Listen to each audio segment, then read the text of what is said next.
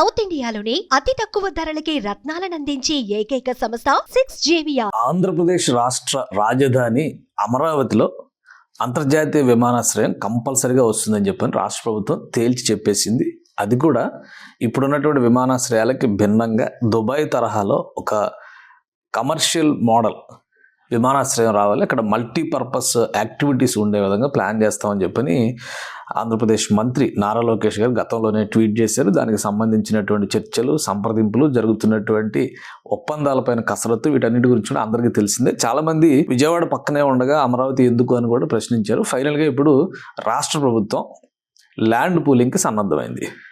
భూములకి సంబంధించి ఒక క్లారిటీ వచ్చింది. క్యాబినెట్ అప్రూవల్తో 44,000 ఎకరాల భూముల్ని సేకరించేందుకు రెండో దఫా సన్నద్ధం అవుతుంది. ఈ భూములు సేకరించేటువంటి గ్రామాల్లో గ్రామ సభలు నిర్వహిస్తున్నారు, ప్రజల అభిప్రాయాలు తీసుకుంటున్నారు. ప్లస్ వాళ్ళకి ఇవ్వబోయేటువంటి ప్యాకేజ్ పైన కూడా గవర్నమెంట్ ఒక పొజిషనల్ రూలింగ్ ఇచ్చింది. ఒక విధంగా చెప్పాలంటే ఆదేశాలు జారీ చేసింది. అందుకనే సిఆర్డీఏ అధికారులు కూడా ముందడుగు వేస్తున్నారు. కసరత్తు కూడా మొదలైంది. ఆర్ఎఫ్పి అమరావతి ఎయిర్పోర్ట్కి సంబంధించి ఆర్ఎఫ్పి చేయాలనేటువంటి ఒక ప్రపోజల్ తయారు చేసేటువంటి బాధ్యతను కూడా ఒక ప్రైవేట్ సంస్థకి ఇచ్చారు. ఇటీవల కాలంలో ఆ రిపోర్టుకి సంబంధించి కొన్ని అంశాలు హల్చల్ చేశాయి. ప్రధానంగా నంబూరుకు సమీపంలో ఈ ఎయిర్పోర్ట్ ఏర్పాటు చేసే అవకాశం ఉంది అనేది దాని సమాచారం, వచ్చినటువంటి సమాచారం. కానీ ఇప్పుడు ఉన్నటువంటి రిపోర్ట్ ప్రకారం 44,000 ఎకరాల భూముల్ని రాష్ట్ర ప్రభుత్వం రెండో దశ భూసేకరణ కింద చేపడుతుంది.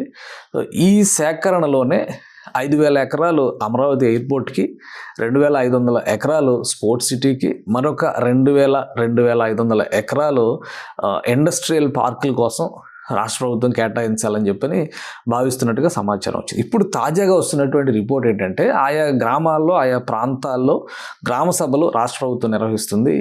రెండో దశ భూసేకరణకి క్యాబినెట్ గ్రీన్ సిగ్నల్ ఇచ్చింది. దాని విధి విధానాలను కూడా ఆంధ్రప్రదేశ్ ప్రభుత్వం ఒక జియో రూపంలో తీసుకొచ్చింది. కాబట్టి వాటిని వివరించి భూ సమీకరణకి అధికారులు ప్రయత్నాలు చేస్తున్నారు. ఇప్పుడు తాజాగా వస్తున్నటువంటి అప్డేట్ ఏంటంటే పెదపరిమి కేంద్రంగా అమరావతి ఇంటర్నేషనల్ ఎయిర్పోర్ట్ కట్టేటువంటి అవకాశాలు ఉన్నాయనేది ప్రాథమికమైనటువంటి సమాచారం. ఎందుకంటే ఈ ఆర్ఎఫ్పి చేసేటువంటి సంస్థ కానీ, అలానే కొన్ని అధ్యయనాల ద్వారా వచ్చినటువంటి నంబూరు సమీపంలో కనుక ఎయిర్పోర్ట్ ఏర్పాటు చేస్తే అక్కడ దగ్గరలో ఎకలాజికల్ ఇష్యూస్, పర్యావరణపరమైనటువంటి సమస్యలు ఉన్నాయనేది ప్రభుత్వం గుర్తించింది. కాబట్టి దాన్ని ప్రతిపాదించడాన్ని పక్కన పెట్టి ఒక విధంగా పెదపరిమి కేంద్రంగా, అంటే పెదపరిమిని ఇట్లా ఒక ఉత్తర దిక్కుగా చూస్తే కనుక ఇటు తూర్పు వైపున నీరుకొండ, దక్షిణం వైపున తాడికొండ, అలానే ఇటువైపు పశ్చిమం వైపు లేమల్లె, నిడుమర్రు ఇట్లాంటి విలేజెస్ ఉన్నాయి. సో ఈ స్క్వేర్ యాంగిల్లో ఉన్నటువంటి భూముల్ని అక్కడంతా కూడా బల్లపరుపు భూమి ఎక్కువగా ఉంది. సో అంతా కూడా చదునుగా ఉండేటువంటి భూమి ఉంది. అనంతవరం వైపు ప్రతిపాదనలు వచ్చినాయి, కానీ అనంతవరం వైపు కొన్ని కొండలు, గుట్టలు ఉన్నాయి కాబట్టి అది కొంత ఇబ్బందికరమైనటువంటి అవకాశం ఉంటుంది. ఎయిర్పోర్ట్ డెవలప్మెంట్ దృష్టిలో చూస్తే కనుక దాన్ని డెవలప్ చేయడానికి కొద్దిగా క్లిష్టమైనటువంటి అంశంగా మారుతుంది.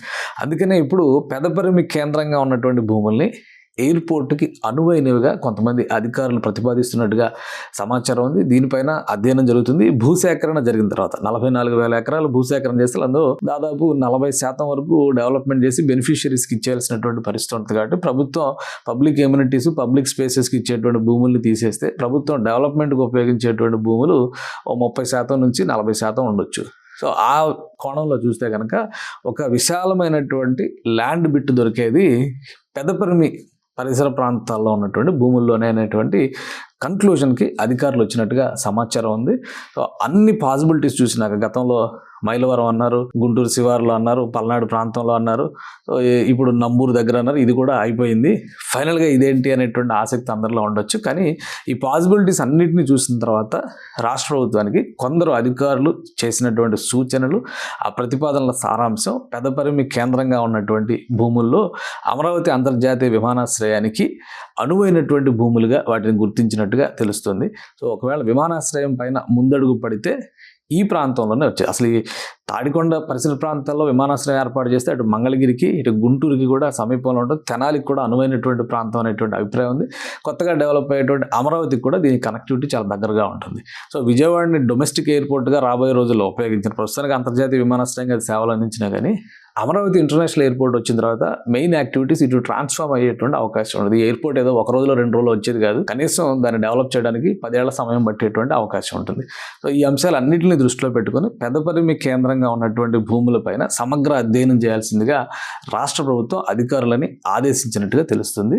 ఈ ప్రాంతంలో ఎయిర్పోర్ట్కు ఉన్నటువంటి సాధ్యాసాధ్యాలపైన కసరత్తు ఇప్పటికే మొదలైనట్టు సమాచారం.